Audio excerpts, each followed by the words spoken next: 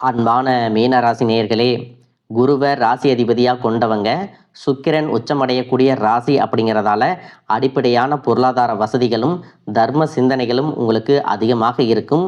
தூய்மையான மனதுடன் மற்றவங்களுக்கு உதவக்கூடிய குணம் படைச்சவங்களாக இருப்பீங்க. மீன ராசிக்காரங்கள்ட்ட என்றைக்குமே பொய் இருக்காது. உண்மைக்கு மட்டுமே மதிப்பு கொடுப்பாங்க.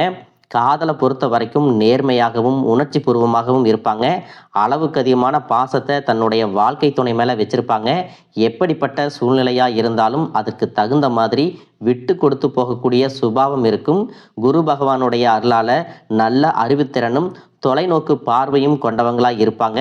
இப்படி சிறப்பான குணங்கள் இருக்கக்கூடிய மீனராசி பூரட்டாதி நட்சத்திரம் 4ஆம் பாதம், உத்திரட்டாதி நட்சத்திரம், ரேவதி நட்சத்திரக்காரர்களுக்கு உங்களுக்கான கிரக நிலைகள் எப்படி இருக்குது அப்படின்னு பார்த்தீங்கன்னா, ராசிஸ்தானத்தில் சூரியனும் சனியும், சுகஸ்தானத்தில் குருவும், சத்துருஸ்தானத்தில் கேதுவும், போகஸ்தானத்தில் செவ்வாய் புதன் ராகுவும் சேர்ந்து இருக்காங்க. இந்த சேர்க்கை காரணமாக உங்களுடைய வாழ்க்கையில் பல மாற்றங்கள் எல்லாமே நடக்க போகுது.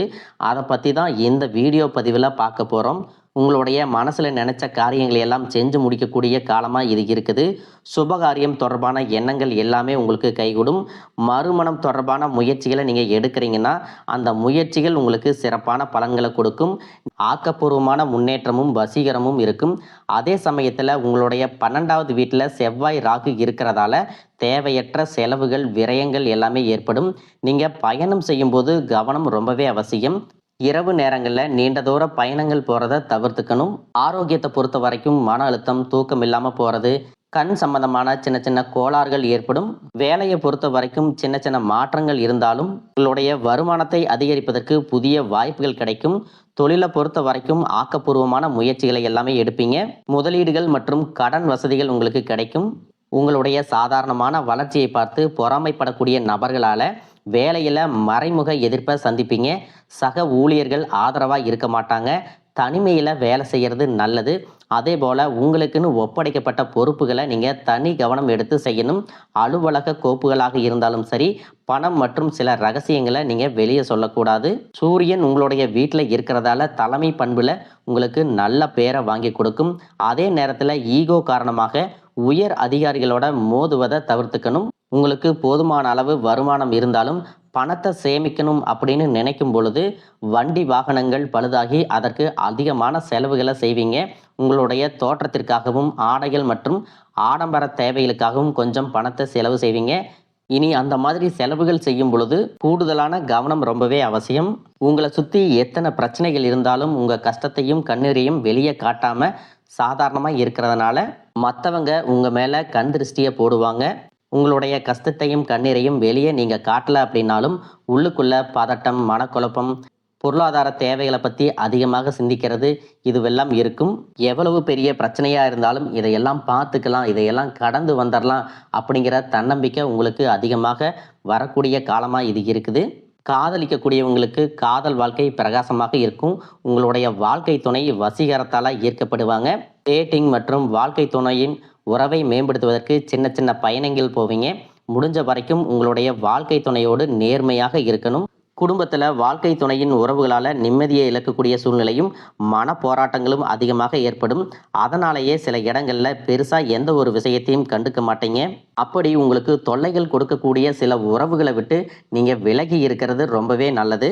மற்றவர்களுடைய விஷயத்தில் தலையிடாமல் இருக்கிறதும், உங்களுடைய விஷயத்தில் மற்றவர்களை கருத்து சொல்லுங்க அப்படின்னு கேட்கறதும் இனி வரக்கூடிய காலங்களில் நீங்கள் தவிர்த்துக்கிறது நல்லது.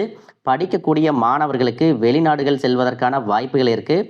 அதனால் அது சார்ந்த முயற்சிகளை நீங்கள் முன்னெடுக்கலாம். கடன் பிரச்சனைகள், நிதி நெருக்கடியால் நிம்மதி இழந்து ரொம்பவே தவிச்சுக்கிட்டு இருந்திருப்பீங்க. குடும்ப உறவுகள் மற்றும் நண்பர்களோடு சின்ன சின்ன மனக்கசப்புகள் ஏற்பட்டு பிரிஞ்சு போயிருக்கிறதும், தொழில் மற்றும் வியாபாரத்தில் ஏற்பட்ட நஷ்டம் காரணமாக மன அழுத்தம் இருக்கிறதும், நீங்கள் எந்த ஒரு நல்ல விஷயத்தை செய்யணும் அப்படின்னு நினைக்கும் போதெல்லாம் அதில் ஏதாவது ஒரு தடைகள் ஏற்பட்டு நம்மளுடைய வாழ்க்கை எப்போ நல்லபடியாக மாறும், நல்லது எப்போ நடக்கும் அப்படின்னு ரொம்பவே எதிர்பார்த்து காத்துட்டு இருந்திருப்பீங்க. நீங்கள் என்னதான் நல்ல விஷயங்களை நினைச்சாலும் நல்லதையே மற்றவங்களுக்கு செஞ்சாலும் உங்களுக்கு தொடர்ச்சியாக கஷ்டங்களும் பிரச்சனைகளும் மாறி மாறி வந்துட்டு தான் இருக்குது. அதையெல்லாம் மறந்து தான் தான் உண்டு தான் வேலையுண்டு அப்படின்னு இருந்தாலும் மனசுக்குள்ள ஏதோ ஒரு கவலை, ஏதோ ஒரு குழப்பம் உங்களை அதிகமாக யோசிக்க வச்சிட்டு இருக்கும். யாராவது என்னுடைய குழப்பங்களுக்கு பதில் சொல்ல மாட்டாங்களா, நல்ல தீர்வு சொல்ல மாட்டாங்களா, கடைசிக்கு என்னுடைய கஷ்டங்களை காது கொடுத்து கேட்க மாட்டாங்களா, ஆறுதலாக 4 நல்ல வார்த்தை பேசிட மாட்டாங்களா, என்னை உண்மையாக நேசிக்க மாட்டாங்களா, எதிர்பார்ப்பு இல்லாமல் என்கிட்ட பழக மாட்டாங்களா அப்படின்னு தான் நீங்கள் ஆதங்கப்படுறீங்க. இப்படி நினைக்கக்கூடிய உங்ககிட்ட நான் சொல்லக்கூடிய ஒரே ஒரு விஷயம், உங்களுடைய வாழ்க்கையில் உங்களுக்கு பிரச்சனைகள் இருக்குது, கஷ்டங்கள் வருது அப்படின்னா நீங்கள் நிறைய பாவங்கள் பண்ணிட்டீங்க அப்படின்னு அர்த்தம் இல்லை. நீங்கள் தவறான நபர் அப்படின்னு அர்த்தம் இல்லை. இந்த வாழ்க்கை உங்களுக்கு சில பாடங்களை கற்றுக் கொடுக்குது அப்படிங்கிறத நீங்கள் உணர்ந்துக்க வேண்டிய காலம்.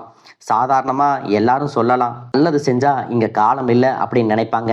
நம்ம நல்ல விஷயத்தை எப்போ செஞ்சாலும் அதற்கான பலன்கள் உடனே கிடைக்கலைனாலும் அது காலதாமதமாகத்தான் கிடைக்கும் அப்படிங்கிறத நீங்கள் புரிஞ்சுக்கணும். கெட்ட பேர் வாங்குறது ரொம்ப ஈஸி, சில நிமிடத்தில் நடந்துடும்.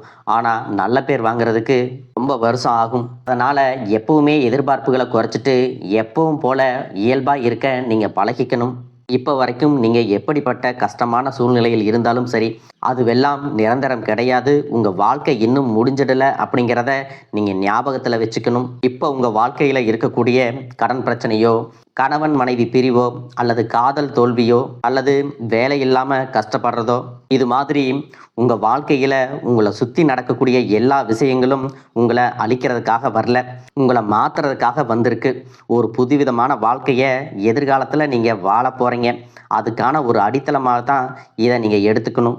சிலருக்கு பார்த்தீங்கன்னா இந்த பிரச்சனையெல்லாம் கொஞ்ச நாளாக இருந்தால் பரவாயில்ல, ரொம்ப வருஷமாக இப்படித்தான் போயிட்டுருக்கு, எனக்கு சுத்தமாக நிம்மதியே இல்லை, என் குடும்பத்தில் சந்தோஷம் இல்லை, என்னை எல்லோரும் ஏமாத்துறாங்க, எப்பவும் நான் மற்றவங்களுக்காக வாழ்கிற மாதிரியே இருக்குது, எனக்கு பிடிச்ச சின்ன சின்ன ஆசைகளை கூட என்னால் நிறைவேற்றிக்க முடியலை, இதையெல்லாம் ஒரு நிமிஷம் நினச்சி பார்க்கும்போது என்னடா இந்த வாழ்க்கை, ஓடிட்டே இருக்கிறோம், இதுவெல்லாம் எப்போ சரியாகும் அப்படிங்கிற கேள்விக்கு பதில் தெரியாமல் தான் இன்னமும் நீங்கள் ஓடிட்டு இருக்கிறீங்க. இப்போ நீங்கள் எப்படிப்பட்ட சூழ்நிலையில் இருந்தாலும், எவ்வளவு மன அழுத்தத்தில் இருந்தாலும் அதுவெல்லாம் உங்களுக்கு கூடிய சீக்கிரத்திலேயே மாறப்போகுது அப்படிங்கிறத நீங்கள் ஞாபகம் வச்சுக்கோங்க. சாதாரணமாக 1 டிகிரி 2 டிகிரி படிச்சுட்டு வேலை இல்லாமல் சில பேர் இருப்பீங்க. சில பேர் தன்னுடைய படிப்புக்கு சம்மந்தமே இல்லாமல் குறைவான சம்பளத்தில் தன்னுடைய குடும்ப கஷ்டத்துக்காக ஏதாவது ஒரு வேலையை செஞ்சுட்டு இருந்திருப்பீங்க. இந்த சுக்கிர ஆதித்ய யோகம் காரணமாக உங்களுடைய மனசுக்கு பிடிச்ச மாதிரியான நல்ல வேலை அதிகமான சம்பளத்தோடு கிடைக்க போகுது. அதே நேரத்தில் அந்த வேலையில் சில சவால்களை எல்லாம் கடந்து வந்தீங்கன்னா சில மாதங்களுக்கு பிறகு உங்களுக்கு பதவி உயர்வும் கிடைக்க போகுது. தொழில் மற்றும் வியாபாரம் மூலமாக நஷ்டத்தை சந்தித்து கடனில் இருக்கிறவங்களுக்கும் உங்களுடைய புதிய யுக்திகள் மற்றும் புதிய முயற்சிகள் மூலமாக எல்லாவற்றிலும் இருந்து மீண்டு வருவீங்க. எதிர்பாராத நபர்கள் மூலமாக உங்களுக்கு உதவிகள் கிடைக்கும், நல்ல வேலையாட்கள் கிடைப்பாங்க, உங்களுடைய பொருளாதாரம் உயரப்போகுது. குடும்ப வாழ்க்கை இனிமையாக இருந்தாலும் குழந்தை பாக்கியம் இல்லை அப்படின்னு கோயிலுக்கும் ஹாஸ்பிட்டலுக்கும் மாறி மாறி போயிட்டு வந்திருப்பீங்க.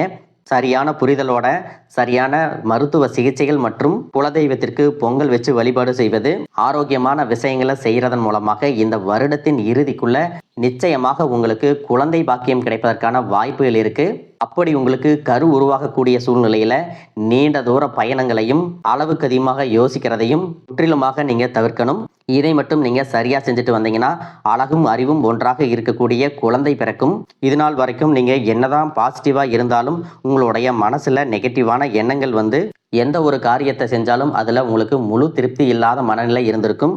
அதனாலேயே உங்களுக்கு மனதளவில் பல சோதனைகள் எல்லாமே வந்திருக்கும். உங்களுடைய கடின உழைப்பால் உங்களுக்கு வருமானம் அதிகமாக வரக்கூடிய சூழ்நிலை இருந்தாலும் வருமானத்தையும் மீறி அதிகமாக கடன் வாங்கி செலவு செய்யக்கூடிய சூழ்நிலைகளும் வந்திருக்கும். சில இடங்களில் மற்றவங்களுக்கு கடனாக பணத்தை கொடுத்துட்டு அதை திரும்ப வாங்க முடியாமல் ரொம்பவே மன உளைச்சலுக்கு ஆளாகி இருப்பீங்க.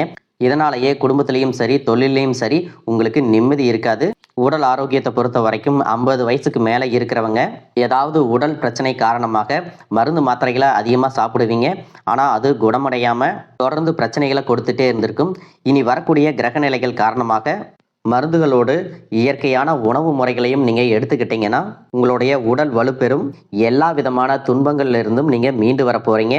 உங்களுடைய வாழ்க்கையில மற்றவங்க அவங்களுடைய சுயநலத்துக்காக தெரிஞ்சே உங்களுக்கு சில துரோகங்களை எல்லாமே செஞ்சிருப்பாங்க. மற்றவங்க செஞ்ச தப்புக்கும் நீங்களே பழி ஏத்துக்கிற மாதிரி இருந்திருக்கும். ஒரு விஷயத்த நல்லா புரிஞ்சுக்குங்க. சிலரை மாற்ற முடியாது. ஆனா நம்மளை நாம மாத்திக்க முடியும். உங்களுடைய வாழ்க்கையில ஒவ்வொரு நிலையிலையும், ஒவ்வொரு நாளும், ஒவ்வொரு செயலுக்கும், ஒவ்வொருத்தருடைய விமர்சனத்துக்கும் பதில் கொடுத்துட்டு இருக்க முடியாது. இயற்கைக்கும் கடவுளுக்கும் நம்மளுடைய மனசாட்சிக்கும் உண்மையாக இருந்து யாரோட மனசையும் புண்படுத்தாம நாம அடுத்த நிலையை நோக்கி போயிட்டே இருக்கணும். வாழ்க வளமுடன், வாழ்க பல்லாண்டு.